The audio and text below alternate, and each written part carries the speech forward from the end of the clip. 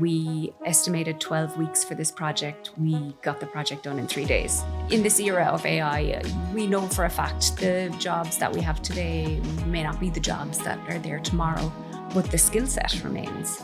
Your ability to understand complex problems as an engineer, that doesn't go away. Like, you just apply it to a new technology. My only advice is to jump into it, to make it your own, to own it yourself, to apply it to those complex problems that only you can solve in your business today, and you know you're really good at solving them. See how you can get this to do it for you. See how you can master it. Jump into it and rather than resist it. My boss, the CEO, came to me one day and he said, will you take on the role of VP of Operations for the business? It was the exact same day that my husband at the time agreed to finally go into rehab for addiction issues. But she picked up on the influential energy and what you bring, but she picked you up on something, was it? Yeah, what was that? Exactly. So exactly that, I guess, that what you say as a leader matters. In a room, people listen to it more than you might think. How you present in the room and how you speak and how you say things, and the influence that you have on the room, especially with junior people. Celebrate us, the engineers. I think it's the start of a new amazing era. Thanks a million for saying yes to coming onto the podcast. You're welcome. I finally got you. Yeah, it's been a while. Yes. I can be persistent, but you said yes, so thank you, firstly. You're welcome. Thank you for asking me. No, pleasure. I'd like to kind of go back a little way back, if that's all right. Tell me a bit about your upbringing, the earlier years, because a lot of times that does shape you and sometimes forges some of the decisions you make. Can you give me a quick kind of match of the day on those earlier years, if you don't mind? They were simpler times, Neil, I think. Yeah, I'm a country girl, so brought up in Ballyhaig, North Kerry. And yeah, I've obviously mom and dad and a brother and sister, so just the three of us. We lived halfway up a mountain, not very many neighbours at the time. And went to very much country school. My auntie was the teacher in the school and went to school in her little yellow mini, very small school, and went on to secondary school, which is also country school, and a lot of farming background there and a lot of very rural people. So great times. Full circle, and we'll come back to that in a minute. Yeah, great times. Yeah, innocent times. And then how did it, like the world of, I suppose, technology and what decisions you made, even for education, that kind of stuff. What were some of them influences, or how did that kind of become on your radar, I suppose? I have no idea. It's a good question. Back then, there wasn't the career guidance that there is now. I see my own daughter gets great support in her school. But for me at the time, I had to make a decision. It was CAO time. We had to leave insert. I spotted computer science, which was completely new, like at the time. And there was nobody in my world that was doing computer science. We had some computers in the school. We rarely used them. But I liked the idea of coding and being kind of on my own, hidden behind a computer in a little corner doing something deep. That appealed to me. I thought, I also wanted to get out of Kerry. Sorry, Kerry, absolutely love Kerry, but I wanted to see a little bit of, so I wanted to go to over the road, Cork. And that's really what appealed to me. I had absolutely no idea what it was, or whether I could do it, or whether I'd like it. Just jumped in. Did you have the maths? Like, you were good enough, and I think you still need it. Yeah. background of science and maths, and Yeah, was I good? I think I was a good enough student. I got enough points. Was I amazing at any one thing? No, I would say probably not. It was probably was I academically driven? Probably not as much as I could have been. But I just wanted something deep. I knew I wanted something where I was doing deep work, where I wasn't kind of reactive or anything like that. I wanted to do something like that. So that attracted me. Mm. And technology then, so you jumped in, and been in a few different businesses, but kind of one of your bigger chapters was in Poppulo, wasn't it? Yeah. Tell me a little bit about that one. Yeah, that was a wonderful time, really. That was a small startup in Cork. And I joined there as a developer. I'd been a developer for, 10 odd years at that stage. And I loved it, absolutely loved it. And I joined Poppulo at the time. We were in Bandon in Cork, a small little town in Cork. And we were actually the engineers. There were about 5 engineers, and we were sequestered away into another office. I think at the time it was a little bit of a secret that we were actually building the software. So we saw nobody. We built out the software, and that company grew. I stayed with that company about 13 years, and that company grew into a wonderful company with about 300 employees, and actually exited recently. But that's kind of where I spent a lot of my career, and that was really wonderful times, because for me it gave me breadth. Like I could see lots of different roles. I could dip my toes into lots of things. You know, when you're in a startup, you know, you have to wear many hats. You have to do many things. Everything needs to be done, and you only have a core number of staff. So that gave me the opportunity to see the business, understand what needed to be done. It got me outside of my engineering bubble, and maybe that transition that we all make, you know, from kind of junior to more senior, understanding the bigger picture, that would have happened in that company.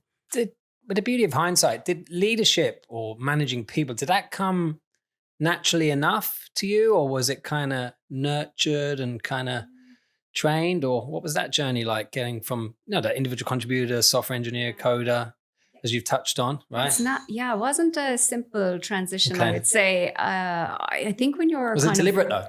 It was. Did you go after it? If you know It was what I mean. accidental at first. Was it? Okay. Because I was in the startup, and because we were separate, nobody else would want to make the transition over to the main office to ask any questions, or to find out any information, or to bring any knowledge back, or to report on anything. So they sent me off. So I had no choice. And then by osmosis, I became kind of the tech lead for the group, the team lead maybe.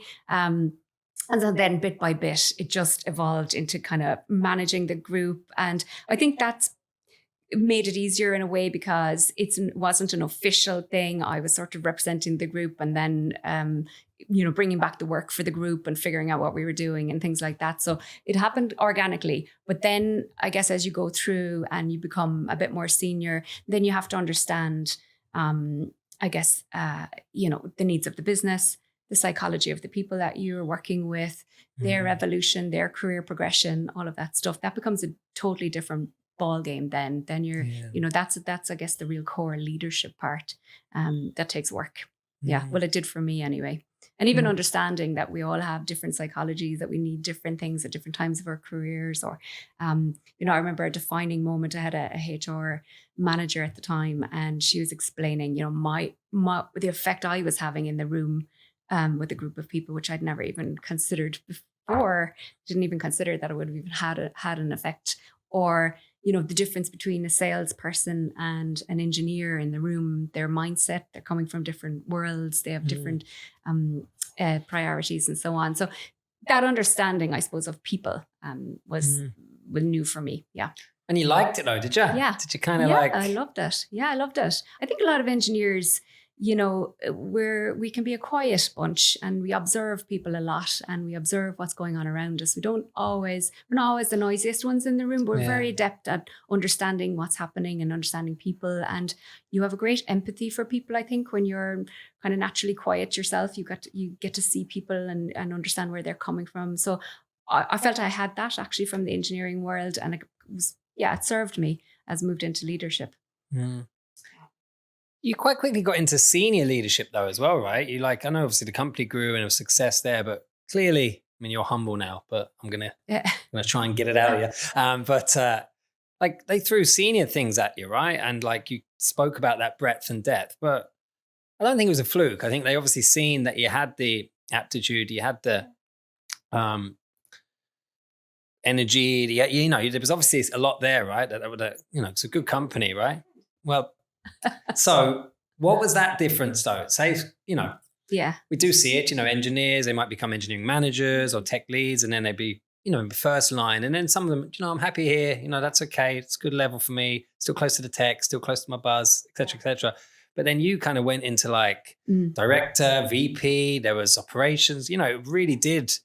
The T was going wider, right? You know, so tell me about that. Process, so and it what sounds was the great difference? When you say it like that. Okay. Sure, it wasn't that I intentional. was quite romantic about it there, was I? Sounds amazing.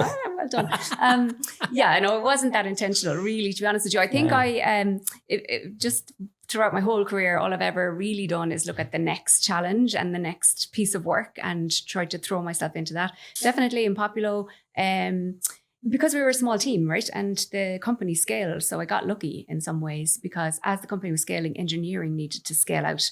And I happened to be the manager at that time. So I happened to be playing a lead role in scaling out the organization. But I have to say I loved it. Because it's a problem to be solved, right? How do you scale a little startup in Cork? We had absolutely no employee presence. We were doing good tech. Were we doing amazing tech that would attract people in? That was a question. We looked at, there were other companies in Cork at the time that had really, really good presence, like Teamwork and other companies like that who would put a lot of effort into that. We were a private company, so we didn't have private equity or investment or anything like that, but we did get some money to expand the engineering department. So we had no recruitment team or anything like that. So I loved that challenge.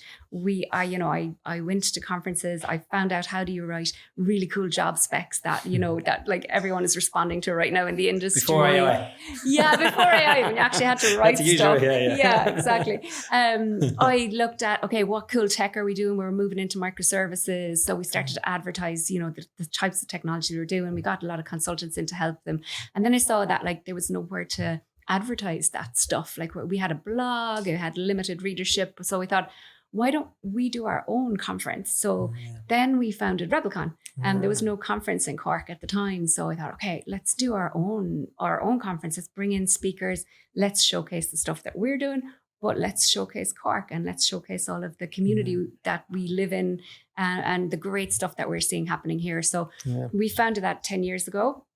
And, the first year we ran it actually in the Republic of Work in Cork. And we nearly got kicked out because we oversold the tickets. We thought nobody would come. And we had it was jammers, was it? It was jammers. Oh, yeah, absolutely jammers. Yeah, we were told we were a fire hazard. Okay. So that was that good. Yeah.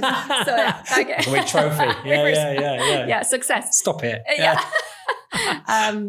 So that's been going on ever since, and I think it's kind of a cornerstone in Cork now at the moment of technology. Creative, but again, back to the locality, showcasing the business, and maybe other might have bigger budgets or bigger teams to obviously attract talent. Leverage that as a absolutely. That was our way to do it and just showcase what we were about. And we were selling our culture and we were selling, our approach to technology and who we were, because, we didn't have the budgets that other companies had and stuff. So, and it worked. It was great. Worked. Yeah. Wow. Good for you. I am going to yo-yo a little bit here, right? But bring me a little bit up to speed in the now then, right? So tell me about the current company you work for, and then I'm going to ask you a little bit about that. Yeah. So I work in Workhuman. So that's an Irish company. It's headquartered here in Dublin, founded by a Dublin man. It's one of Ireland's original unicorns, or maybe one of our first unicorns. And we saw the success of Intercom recently, which is fantastic. Yeah. And we pride ourselves to be in that same category. What we do is recognition software, essentially. So we sell to large enterprises, and it's a wonderful piece of technology. Actually, I really like working on this product because essentially what it is just rewarding each other and reminding each other and thanking each other for good work. So for example, today I would send you a little reward on our system to say, thank you very much for inviting me to your podcast. Here are some points. And you could then go ahead and, I know, it's lovely. And you could go ahead and redeem a nice kettle for yourself for your day's work. So it's actually a lovely product. I really, really like it. And it's, the company is doing really, really well. We've got, about 300 engineers in the department that we're in, about 1,000 employees based in Dublin, mostly for engineering. But the business side of the house is mostly in Boston. So that's most of the customers or most of the clients? Yeah, a lot of the clients are in the States, a lot of tech companies and things like that. But it's a global company, but it's it's a great. And your role, the area then that you're in, the product, the team, tell me a little bit about that. So I work in platform engineering. So I've got a few kind of, again, hats to wear. I guess the primary one is really enabling engineers. So we've got a couple of teams in that space, and we spend a lot of time working on paved paths, making it easier for engineers to build software and get that into production. And we built out a lot of kind of the core services that engineering need as well, like messaging service, Kafka and so on, and notifications, things like that. So any of those kind of big meaty core services that the teams depend on, we build those and get those into production. And now most recently, I guess, with the evolution of AI, we're responsible for AI enablement across the engineering department and also some of the business as well. So kind of a new feather in our hat, something we're getting to grips with as well. So yeah. All right, so we're gonna hone straight in this, all right? Because this is so hot right now. It's hot right now. Yeah, it is. But there's a lot of talk out there, right? And there's a lot of sorry if I'm insulting some of our businesses. There's a lot of kind of consulting jargon out there, right? So what I'd love to hear from you, because you gave me a bit of a match of the day on this recently enough, right? But yeah, tell me then, like, let's start with this. Like, why does AI fundamentally feel different as a technology right now from an innovation perspective, from your eyes, than we've ever seen before? Start there, okay. So I guess some of it is just the sheer speed of it and just the universal appeal that it has across all areas of the business. So that's just new that, normally we see tech evolution and it's generally kind of focused in one area, maybe in technology. We saw, the move to cloud and things like that. They were all very kind of focused in one area. This is, disrupting the entire business end to end. This is, that's huge. That's new. And I can see even from the platform point of view, now the need is spread wider than it ever was before. Like that. Now the divide between engineering and the business is muddy and grey, whereas it was very clear previously. It's now evolved. And the quality, right? The quality is so impressive, and that's evolving so quickly. I remember looking at Cloud Code around the beginning of 2025 in platform. We were looking at a way to do upgrades better. Upgrading technologies like Spring and Java and things like that, the kind of core technologies that take a lot of work to upgrade, take a lot of time from your engineering department to upgrade them. And we were looking at lots of different technologies. AI wasn't the primary contender at that time. We didn't fully believe in it. We were looking at a few different models and we didn't think it could do really what we wanted to do. And we picked a tool actually, which was based on Open Rewrite Recipes, which is from Netflix at the time. And we decided to go with that tool to help us to do the upgrades. And then we looked at Cloud Code and it absolutely blew everything out of the water. I couldn't believe at the results we were getting. It hadn't hit market yet. It was still in beta. So it was coming out, I think, May of 2025. And we started to kind of sound the alarms internally going, whoa, we're getting some phenomenal results here. Got ourselves a game changer right here. This is because we really were cynical, because you see a lot of this stuff in engineering and it comes and goes and it often doesn't deliver what you think. And we had other tools like, Copilot, and had done the kind of co-completion stuff, and it was okay. It wasn't game changer, but this coding assistant was completely new. So we brought it in-house and we tried it out on some of our core technologies, and we've been really struggling with these technologies to get them upgraded for quite a while. And it was able to do it for us. Now for platform, that's huge, because previously we would have been out, setting out our stall, begging teams for time in their roadmap, asking them to do the upgrade. We would do all the work, write out the documents, give them to the teams. This is the migration path. Please, reach out if you need help, but please do it. Yeah. And that's the challenge. It's constant drumming that beat. And now we were in a situation where we could apply a coding assistant to somebody else's code and somebody else's repository, and it could understand it, and it could make the changes based on our migration paths. And it could create the PR for that team to look at it and put into production. That was completely transformative for us. We've never experienced that before. Yeah, wild. And with that level of change, right? Like, that sounds really positive, but to manage the communication of that, right? Say up and down, that's probably a different skill set, right? Yeah. Give me a little bit on that, because that's, clearly, like from the business perspective, I don't know, again, I'm just thinking from a business perspective, okay, great. So you're going to save me a lot of money and we're going to get this, are we? This kind of like, we're there. The light bulb means different things to different stakeholders, right? So give me a little bit on that. Yeah, it's a tricky one because, it's clear to see it's a transformative technology. It's clear to see that there are benefits to be had. But the tricky thing with it at the moment, and they say, coding is relatively solved. Well, any engineer will tell you coding is probably the easiest part of the game. Sure. That's actually probably the most simple thing and the most enjoyable part of delivering software. So what it did do, I suppose, where we were able to make the code changes, what it did highlight was we had trouble getting them into production. So we needed to move faster. Our systems needed to evolve actually to be able to validate that this code was good, that it met all of our coding standards, and that we could get this into production seamlessly. So it really highlighted, I suppose, any of the bottlenecks that were okay in our previous world where we moved slower when we built code, that are not okay in this new world where we moved a lot faster when we build code. So that is a challenge. That's one that engineers would be very, very aware of. It's a difficult one to explain maybe to the executives and to the senior folks who just see metrics like, we estimated 12 weeks for this project. We got the project done in 3 days, which was one of our metrics, which sounds, well, fantastic. So when can we see it in production? Well, you might see it in production in 2 months once we get it through all of our, and that's where then you get in, in tricky territory, because you need to understand why that is and how do you fix that? How do you make that problem go away? So it's hard. And then because the execs in the business are so excited, and I think rightly so, because this is huge, it puts a lot of pressure on engineers then, because then it's, well, why can't you get it into production? Well, why can't you move forward? Why can't you move faster? You've got this technology, here you go. And also I think the fear factor from an engineering point of view, the pressure is coming from the top of the business. You feel like, well, this is a technology that could take my job. And, how do I feel about this? Or, is it going to do as good a job as I could do? How do I enable it? Should I enable it? So there's a huge dilemma on the engineering side.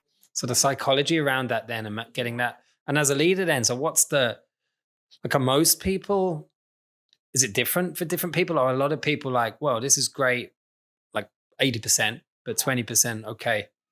The pace at which I'm having to evolve and change my skill set and what I love to do, that's also changing it, and perhaps an uncomfortable pace for some. Yeah, would that be a fair? Absolutely, 100%. And it's the natural curve, I think, with any change that you're bringing into an organization. You got your early adopters, and they're really enthusiastic, and they are the change makers, and they're almost idealistic, and they bring in these technologies, and they just know that they'll get to success at the end, and they see failure as a natural path to success. It doesn't knock them. It's normal, and they work through the failure to get to where they know they're going to get to at the end anyway. So they're the ones that we started working with first, I guess. They're the ones that, and they carry a lot of credibility, and they carry a lot of weight in the organization. So when others see the seniors, the enthusiastic ones, succeeding, they're more convinced, they're more open to it, and they're more willing to take it on. We obviously walked a kind of a path with bringing kind of coding assistants into the organization. I guess we proved out that they were viable, that they were powerful, that we wanted to bring them in. We were convinced, our confidence was high. We opened the door on Cloud Code for all engineers in Workhuman, and we said, it's there, use it. Try it out, go for it. I actually went to a Anthropic workshop that they ran in Dublin with Zartis, and I did the workshop myself, and I actually got they sent us, or they gave us the worksheet. So I said, look, I did this worksheet, let's do it together. So I actually started to work with all of the engineers, and we just ran through the worksheet. And I ended up actually doing that workshop with all of the engineers in Workhuman, all of the product managers in Workhuman, and all of the designers, because it's so simple and so effective to see it in operation. And I think that was the tipping moment where you have to do it to see the power of it. But the barrier to doing it is psychological. We had left the tool open. We had shown people how to get access, but folks were not inclined to do it. They said, we already have AI, we've got, Copilot, we've got, ChatGPT, we don't really need this. So we did have to show it and kind of walk through it and help people. So, and I would say, today, I'd be surprised if we weren't at, 70% of our code being created through Cloud Code at the moment. The vast majority of code, you see huge amounts of innovation. Teams are absolutely, loving it, adopting it and things like that. So now the adoption is solved. Now the effectiveness, we move into a different era of, okay, well, how do you now really leverage this and really turn this into a machine?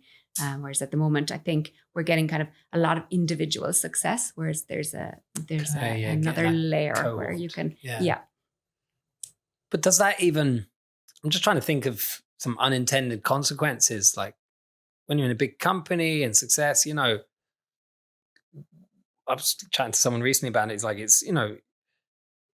efficiency is great. We can definitely clearly demonstrate efficiencies in how we kind of do things just day to day. We think we can ship feature. As in, they're saying all the positive things that you've just touched on, but then it's like he wasn't saying this in a negative way. He's saying now the ambition of the business has now just accelerated. Yeah, which is great. But then the unintended consequence is, okay, well, now you can do that. You still have the same amount of hours, but you're saying this, so now you can do this. So it's more about bandwidth, capacity. It's nearly like a different level of expectation.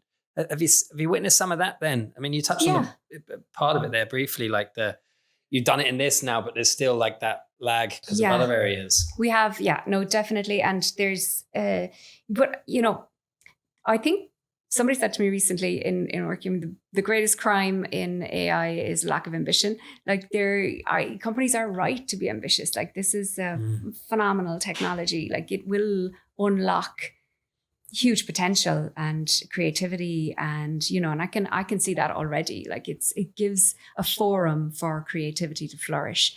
There is a big engineering task to enable that, which gives me excitement because there was I remember at the start, in engineering we're afraid, okay, are we all prompt engineers now? Do we just write prompts? Is that what we do? Like what do we do now?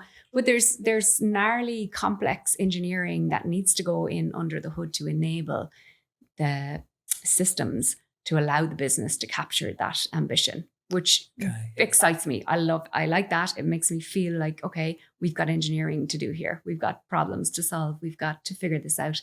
And I can see the huge leaps that we make, whereas in engineering for a long time, we were measuring small incremental improvements in our process, throughput would go up by 2% and, that's fantastic. Or, your lead time would reduce by, a day. And that was amazing. Whereas now we're making huge leaps where we're going from creating a Figma design to building a front-end microservice, with, a working app, a React app working to put in front of an executive in minutes.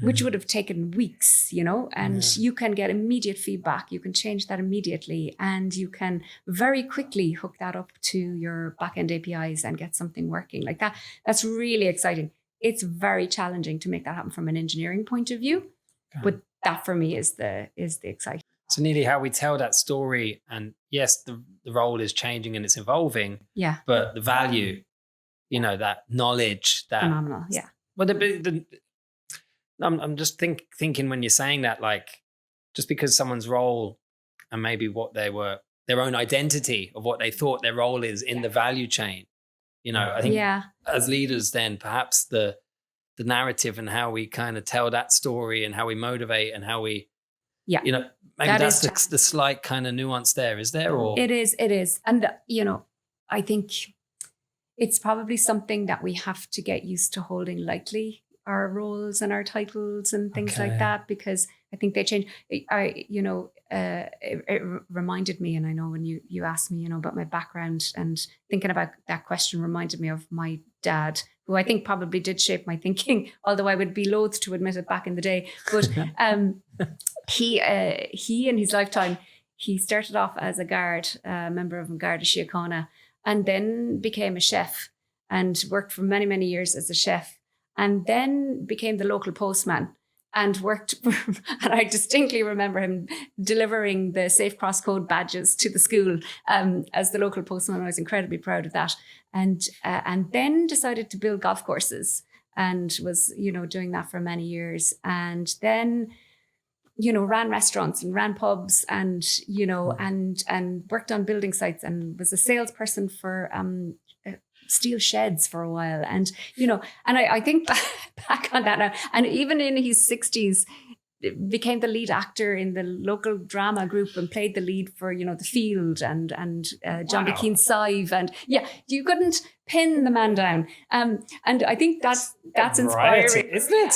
No, but just having that kind of variation of and jobs. Never buying into any of it along the way, never defined himself by any of it. Yeah, it wasn't his label. No. Yeah. Absolutely not. Wow, really the core inspiring. thing. Yeah, the core thing was, is he enjoying what he was doing in that time, at that time? Did he enjoy it? And even to this day, I don't think he knows what any of us do for a living. All he really wants to know is, are you enjoying yourself? Are you happy? Are you all right? Yeah, that's it. And I think it's a great outlook, isn't it? That's, you kind of, the world is changing. Technology is changing. Technology's always changed, right? It's always been that way. And I think there's also lots of other things in life. Like there's so many different things that we do every day in our lives, and we have family and we have interests and we have hobbies, and there's no one label for any people.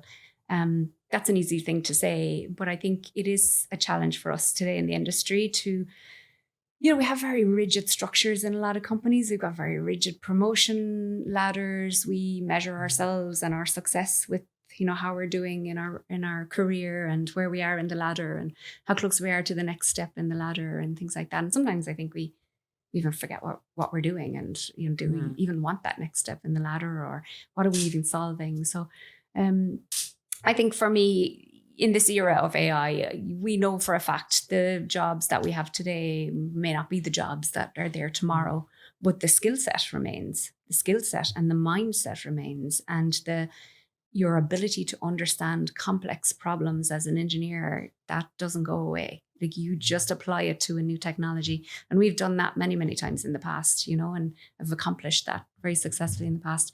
And we've actually, it's RebelCon's 10th anniversary this year, as I mentioned. And we've decided to make the theme this year is celebrate, celebrate engineers, celebrate that mindset, that ability to solve problems, celebrate us, the engineers. I definitely don't think it's the end of an era. I think it's the start of a new amazing era. Yeah. And those engineers are rightly placed. You do have to have a mindset though of adapting to the challenge, understanding this new technology. Of course, if something is pushed on you and you feel like you don't have control of it, and you feel like maybe it's coming from the top and maybe it's a threat, that you can get yourself into a mindset where you resist it. But my only advice is to jump into it, to make it your own, to own it yourself, to apply it to those complex problems that only you can solve in your business today, and you're really good at solving them. See how you can get this to do it for you. See how you can master it. Jump into it, and rather than resist it. I think it's and you might enjoy it. Do we have to think differently about the people we bring in to organizations now? Like, have you had to evolve your, like if you're looking at the core competencies and the characteristics, I guess, of the people that you would bring in to an engineering org? Yeah. Has it changed over the years for you? And if so, how has it kind of evolved, or does it need to evolve? I don't know if it's hugely changed. I think over the years, we've always looked for people I've always worked in startups, actually. Yeah. Now that I think about it, we've always looked for that spark where someone is curious, they are interested, they are energetic, they are open-minded, they want to try new things. Not that they're coming to you with the finished product where they're fully, So I've always looked for that, I think, in anyone that I've hired, and it's even more so now. I think, and I can see the impact that the junior engineers coming in have on the organization now. They are AI first. They don't know another way to build software. they have, no mental model of the constraints that, older engineers have. They don't have that understanding of what you can and can't do, what you should and shouldn't do. They just do not have that mental model. And it's very effective because they force change in the organization. I had a principal engineer come to me recently, and he said, I can't keep up. I can't keep up with the number of merge requests that are coming in from the junior engineers in the team because they're using Cloud Code and they're moving super fast, and I want them to slow down. And so we had a moment where we both considered ourselves quite old in the game, and maybe we needed to take these youngsters seriously. And we said, okay, we don't want them to slow down at all, really. But we do want them to be safe, and we want them to learn how to build safe code. So we changed tack. We changed how we work. We no longer did this silo where the juniors handed the merge request to the seniors and waited for them to be sent back. Now we come together. It's like old school mob programming, extreme programming. And the groups sit together more in a workshop style. And they work through with Cloud Code together. The principal engineer sharing expertise about, okay, here's what you need to take into consideration in this code base, or here's our security guidelines and so on. And the more junior folks, bringing their enthusiasm and knowledge of Cloud Code and lack of any constraints, which really blasts through a lot of the things that we think are problems. Yeah, which is amazing. So that is amazing. And one of the sad realities right now, actually, in the market, there is less graduate software engineering jobs and junior software engineering jobs right now. And based on what you said, that we need to hear more of that. Do you know what I mean? Because there's kind of this perception out there, multiple opinions, been said to me that, well, you see, AI is doing all of the stuff the juniors used to do, so we can't really afford to bring them in. Again, it's more of a closed mindset probably thing to say, but there's the data is there, unfortunately, that there isn't as many graduate software engineering roles in the market right now globally. And I heard a term, junior software engineer revenge. It's essentially that, where because there are less of them when they're going into organizations, they're able to get their revenge on the industry in some ways, because they're able to showcase this phenomenal, new brains that they have and these new approaches to building software, and these, this new world that they inhabit every single day that we are trying to get to grips with, and we've lived in different generations, but I see that, and that's absolutely where I'd be looking if I'm hiring. I'd be looking at junior engineers. Brilliant. Yeah, we're definitely going to get that message out there. Because, should be plugging into that talent. We owe it to that to the talent. Like we all had our apprenticeships in different ways, right? And I think, that's positive for society, right? 100%. You've touched on a couple of things here, and the authenticity of leadership, right? And I want to kind of go there because, I've got to know you a little bit over the few years, and I've always enjoyed our conversations on many levels. And I think you said about being interested in different things and all that kind of so that clearly, that identity of you, and you bring all of that to everything. You're everything. There's not different masks here, right? So I'm curious about so do you as a leader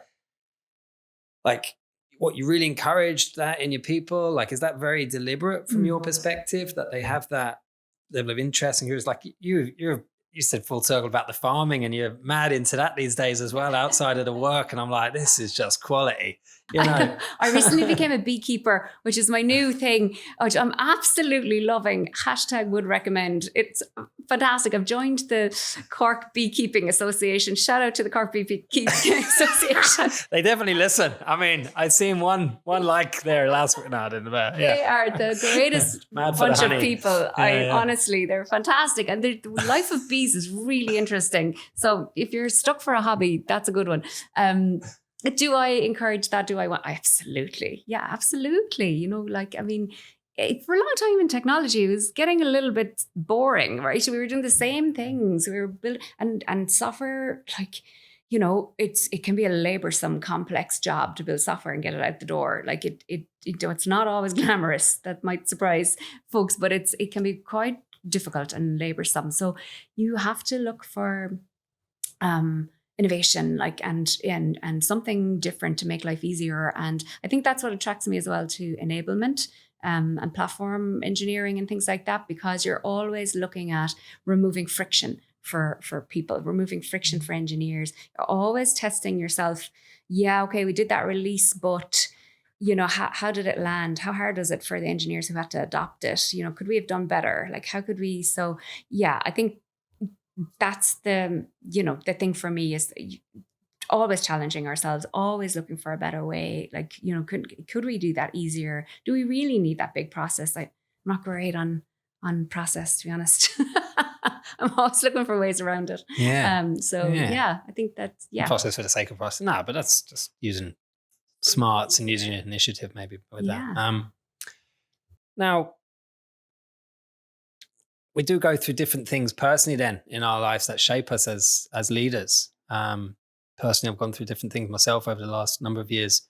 And when there's difficult circumstances, opportunities can present themselves, but then for other reasons, other people who have the best interests at heart can kind of encourage you maybe not to go after something. You have a real story here. I wanted to encourage you to share if you feel comfortable to share. But there was a big opportunity, a big job that presented itself for you. But you were going through some shit in your own personal life, right? So I'm just going to say that. Yeah. Well, you might have more of a pleasant way of saying it, but that grit and that instinct and that ability to trust your instincts is inspiring and powerful. Tell me about that moment in your life, if you don't mind. Yeah, of course. So I guess going back to my days as head of engineering and running RebelCon and scaling out engineering and everything is going super well in the career. And my boss, the CEO, came to me one day and he said, "Will you take on the role of VP of Operations for the business?" Which I was, didn't expect, and was, obviously very honored and taken aback that he would, offer such a huge role. But it was the exact same day that my husband at the time agreed to finally go into rehab for addiction issues that he was dealing with. And I was like, whoa, and I'm sure, this happens to people, that where one side of your life is going really well. It looks good on paper. I was married. I had 2 small children. My career was going well. He was running a construction business at the time, on the surface looked really good, was successful. We looked like we were doing well. The reality, though, behind the door was, he was dealing with huge issues, mental health issues, addiction issues that I, looking back, probably didn't fully understand. Definitely, I think maybe anyone that's dealing with addiction or has a loved one dealing with addiction would know, like, there's a lot of hiding, there's a lot of shame, there's a lot of pretense. And I don't know, I guess I was busy. I was a young mom. I was, doing my work. And so these things, they creep along, and eventually they get to a crisis moment. And we were at the crisis moment, and and thankfully he, for his own sake, he did understand that and agreed to go into rehab. But I'm laughing because I think back now at the counselors, and the counselors at the time. Obviously, they're fantastic people. I don't know how they do what they do, but they spoke to me and they explained that this is actually a very serious addiction, and there's a lot of complex problems, and this is going to be a long road. And I told them, well, I just got a new role, and I'm like, I don't know. Yeah, and they said, don't take it. Don't take that role. You're going to be, you're going to have a lot on your plate, and you're not in the right place to do that. And this is where you need to have your focus, and it's going to take a lot of your energy. So I thought, oh no. And I think but other people around you as well, right? Absolutely. Like, my seek my counsel loved ones, from other people as well, right? My parents, yeah, absolutely. Because people love you and they want you to be okay, and they don't want you taking on any additional stress. And this is a stressful time, and the kids were young, and Of course, everyone is kind of saying, take it easy, step out. And but I think I knew at the back of my head, at that stage, the relationship, the damage that had been done, I didn't really think it was going to come back. I wasn't convinced that rehab was going to be successful this time around. And it often happens that, it takes a few goes. And I thought in the back of my head, I might need an exit. Like I might need to be careful, to lay down some, foundations here and make sure that I have, that I'm financially okay. And that, if this doesn't work out, I still have 2 small kids, still have the mortgage to pay, maybe I need to. Steph? They were 3 and 5. So they were little. Yeah. But they were old enough to know that, or it was old enough for me to see the impact that it was having on them, which probably changes your mind as a parent. You start to see things differently. Your natural instincts to protect kick in. So anyway, long story short, I took the role and I, like work has always been a solace for me anyway, because I can switch off my brain from everything and just deep dive and nerd out and, compartmentalize life. And I find that easy. And it helped in that regard. And yeah, the marriage did not work out as I suspected, which was probably for the best really in the long run. And, I think the role itself was tough, but it did give me what I, needed at that time, which was, something else to focus on. My work community was there. I was financially stable. I was able to make healthy decisions for my family. And yeah, I think it's hard because you've got so many people who care about you and love you. But at the end of the day, you have to kind of listen to that little voice that's on the inside that knows, how things really are and what you really need to do in this situation. So, I was lucky I had that opportunity in a lot of ways. And you manifested that though, I think, through, yeah, I don't think the CEO would have presented that opportunity if he didn't see the sheer potential and breadth and depth of your skill set. But he's a great man. But so there, but you don't get to go through life really, do you? Unencumbered. There's always ups and downs. And I know, but that the learning, and I think just the inspiring part of all of that is just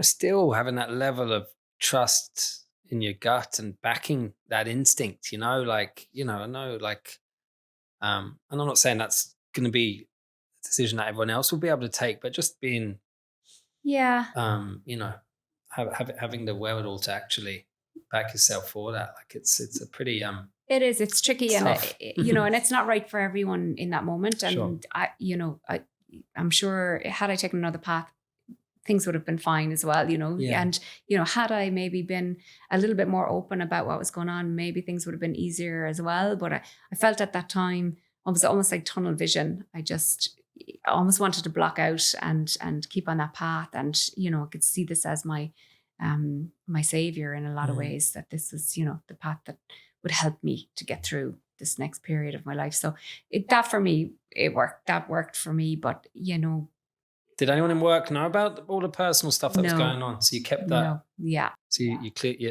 deliberately kept the work which life. In hindsight may not have been the best decision, because, and maybe it is that thing when you're dealing with addiction. It can feel very shameful, and it's not like an illness or where we talk about it more freely.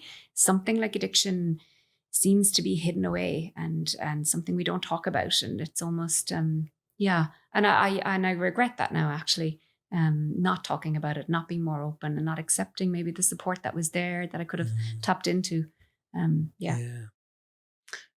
then how do you feel that whole experience has shaped you as a leader? I always felt like, when somebody was willing to be open and honest and show their vulnerability, my own personal journey with different leaders I've had over the years, I found it very comforting, nearly. Do you know what I mean? That there was a level of humanity. The human, Workhuman, but the human element of it is it's really important, right? And I think that level of empathy, yes, we have our professionalism and there's lines and there's boundaries and all that stuff. But, Yeah. do you feel that has changed even how you manage and lead others around you and just kind of? Yeah. And even how I interact with my leaders. I have empathy for them. They, have lives and family and, and ups and downs and normal things. And you don't know in any given day how somebody is and what they've gone through that day and how they're, and they're showing up at work, trying to get through. Maybe the message today is a little sharper than it normally is, or maybe the tone is not the same as it was yesterday, and maybe you're feeling that was intentional, or so I think working together in these kinds of environments are hard for humans. We are always looking for validation and always wanting to do a good job. Everybody has positive intent and wanting to be recognized for the thing that they're doing, and sometimes you can be quite sensitive maybe to maybe things that others are not even intending to give out signals or vibes or a tone or whatever. And that's definitely taught me that you just don't know and tomorrow is a different day and somebody might feel a little differently or not be going through that same thing. And it definitely has increased my empathy. I understand as well from my team, like I always say, like it's a marathon. It's not a sprint. We're not rushing to get something done today. Generally, it's okay if there's something going on or there's an issue or, we'll pick it up real. tomorrow. It's okay. Yeah. What was it that HR person said to you that you weren't aware of?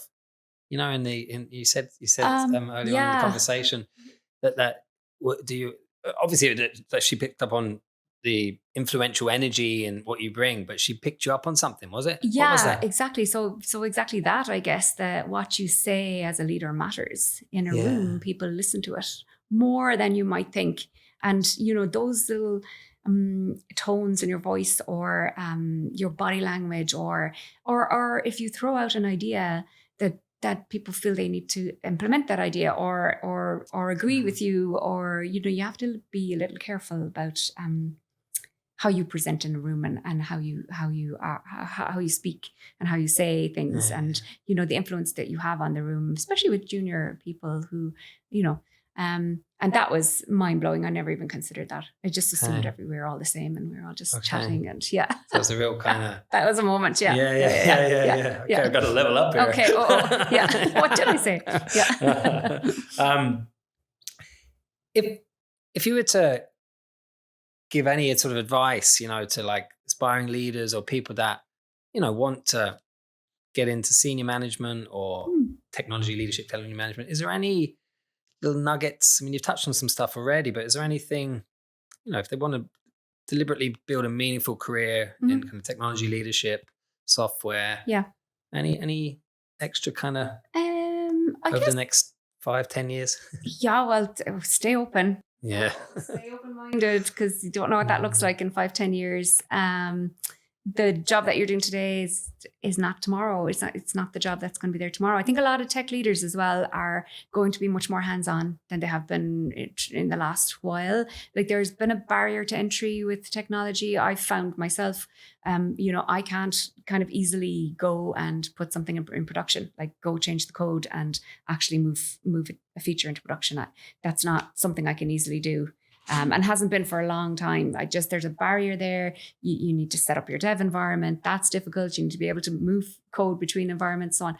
And the role of leader anyway doesn't afford you the time to actually deep dive into it. But that's changing, and the barrier to entry is gone. And definitely for technology leaders, I think it's important to be using AI, to be building your own applications, to be trying to get those applications through your pipes, through your system, and see where the bottlenecks are and get hands-on with it. It's easier than it ever has been, and it's really the only way to understand what's happening in the industry. So I think in the last while, technology leadership has been more about people leadership, meeting the needs of the business, and driving the organization. But I think that's changing, and I think we're all going to be in a place where we're all builders soon enough. In terms of like what you're bringing is, your knowledge about how to build software, or you're fixing a system, or you're creative and you're coming up with an idea. that's all possible now. And I think we're all going to be moving in that world now. So yeah, definitely stay open-minded. Definitely think about what do you actually want when you think about your career in 5-10 years? What is it? What does that mean? So if you're a VP of engineering, what does that actually mean to you? What is it that you're looking for in that role? And then consider, is that actually the role you want? Or because sometimes we don't stop to think about it. Okay, yeah. So where it might have been focusing on the next ladder, as you alluded to earlier, it's kind of been bringing it back to the fundamentals of what floats your boat. What makes you happy? What do you enjoy? Hey, you're a legend, and thank you for coming in and saying hello and being so generous with your time so much and honest. For having me. And I genuinely appreciate it. Nothing but success, whether it's keeping bees or farming or polytunnels or building amazing technology and future-proofing the world of recognition software and culture and all of that great stuff. So thank you, Steph. Thank you for having me. I really enjoyed it. Thank you. Pleasure.